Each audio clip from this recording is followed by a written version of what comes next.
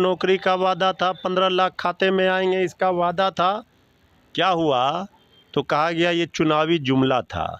तो इसमें भी चुनावी जुमलेबाजी की बौछार है कि शासन में थी योजनाएं, उसी को लागू कर रहे हैं और ये अपनी उपलब्धि बता रहे हैं। ये 400 पार कहाँ से करेंगे? इनका बस चले तो ये 540 पार भी कहेंगे। इनके कहने से ये लोकतंत्र है। प्रधानमंत्री जी जम्मू कश्मीर से भी श्री तेजस्वी यादव जी पर बयान दे रहे हैं। बिहार इस बार पूरी तरह से है तैयार। नमस्कार, आप देख रहे हैं न्यूज़ फॉर नेशन और मैं आपके साथ पल्लवी वर्मा। देखिए, राजद के बाद जो है अब बीजेपी घोषणा पत्र जारी कर दिया है, जिसमें कई तरह के दावे किए गए हैं। आज इन्हीं दावे को लेकर हम खास बातचीत करेंगे राजद के प्रवक्ता मृत्युंजय तिवारी जी से। मृत्युंजय तिवारी जी, पहला सवाल हमारा ये है कि बीजेपी घोषणा पत्र जारी कर दिया है, क्या लगता है आपको इसमें कितनी बातें पूरी होगी? अरे ये घोषणा पत्र, संकल्प पत्र कह रहे हैं, ये बीजेपी का तो ये झूठ का भंडार, झूठ की बहार, झूठ की भरमार, झूठ की बौछार, यही तो इसमें है संकल्प में। क्योंकि जब 2014 में और 19 के चुनाव में यही घोषणा पत्र बीजेपी ने जारी किया था, 2 करोड़ प्रत्येक वर्ष नौकरी देंगे। तो बाद में जब सवाल पूछे गए कि 2 करोड़ नौकरी का वादा था, 15 लाख खाते में आएंगे, इसका वादा था, क्या हुआ? तो कहा गया ये चुनावी जुमला था।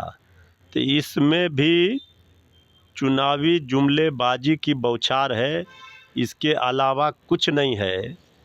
जनता ने 10 वर्षों में देखा है। अब देश की जनता ने संकल्प लिया है कि आदरणीय मोदी जी को, बीजेपी को हटाना है और इंडिया गठबंधन की सरकार बनाना है। तो ये जनता का संकल्प भारी होगा। अब जुमलेबाजी से काम नहीं चलेगा। बिहार के लिए इसमें क्या है? बिहार जैसे गरीब प्रदेश के लिए तो कुछ नहीं व्यवस्था है। ये वही सब चीज़ों को, उन्हीं सब चीज़ों को नाम बदल बदल कर जो कांग्रेस के शासन में थी योजनाएं, उसी को लागू कर रहे हैं और ये अपनी उपलब्धि बता रहे हैं।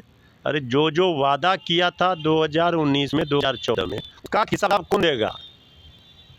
ये सब जनता भी समझ चुकी है, जान चुकी है।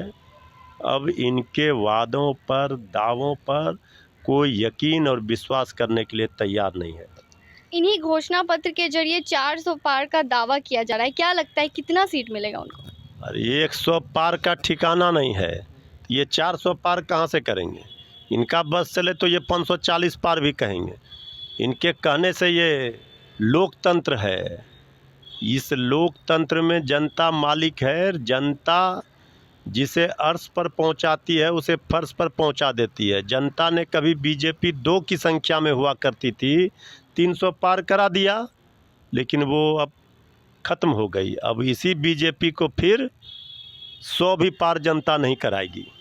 राजनाथ सिंह जो है आज जमुई और बांका आ रहे हैं, क्या लगता है क्या असर पड़ेगा? अरे आदरणीय राजनाथ सिंह जी आ रहे हैं। बीजेपी के सारे हेलीकॉप्टर तो बिहार में घूम रहे हैं। आदरणीय प्रधानमंत्री जी जम्मू कश्मीर से भी श्री तेजस्वी यादव जी पर बयान दे रहे हैं। बिहार इस बार पूरी तरह से है तैयार कि बीजेपी का जो रथ है, इस बार मोदी जी की हैट्रिक नहीं होगी सरकार की, बीजेपी की। आदरणीय लालू प्रसाद जी ने आदरणीय आडवाणी जी का रथ रोका था इसी बिहार में। अब आदरणीय प्रधानमंत्री मोदी जी का रथ श्री तेजस्वी यादव जी रोकेंगे इसी बिहार में। देखेगा पूरा देश और जनता देश की उस कर रही है पुकार कि इस बार जाग चुका है बिहार, इसलिए नहीं बनेगा मोदी जी की सरकार। बिहार के पहले चरण के वोटिंग में कुछ दिन बचा हुआ है, क्या लगता है क्या माहौल होगा? देखिए, अब तो पूरी तरह से हवा के रुख से पता चल जाएगा जनता का मूड और मिजाज। देखिए, एक ही जगह एक ही बात, हर जगह एक ही बात की चर्चा है कि 10 वर्षों में बीजेपी ने केंद्र में रहते हुए, 17 वर्षों में बिहार में रहते हुए एनडीए सरकार में क्या काम किया? 17 महीने की तेजस्वी यादव जी की गूंज हर जनमानस में सुनाई दे रही है, गूंज रही है, चाहे वो गरीब हो, मजदूर हो, किसान हो, नौजवान हो, माताएं हो, बहनें। तो जो काम किया है उस पर जनता भरोसा करेगी, विश्वास करेगी और उसे ही अपना आशीर्वाद देगी।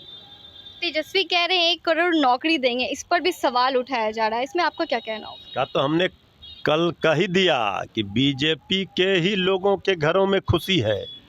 अरे नौकरी मिलेगा, सबको मिलेगा। तो बेरोजगारी से आज़ादी 15 अगस्त 2024 को ये मिलेगी, तो इसमें किसी को क्यों परेशानी हो रही है? नौकरी छीनने वाले लोग नौकरी की बात से ही भड़क जाते हैं, इनको तो चाहिए। तो तेजस्वी यादव जी ने अपने पिच पर लाकर बीजेपी को मजबूर किया है कि बात करें नौकरी की, बात करें किसानों की, खेती की, मजदूरों की, गरीबों की, पढ़ाई की, शिक्षा की, पलायन की। ये है असली मुद्दा।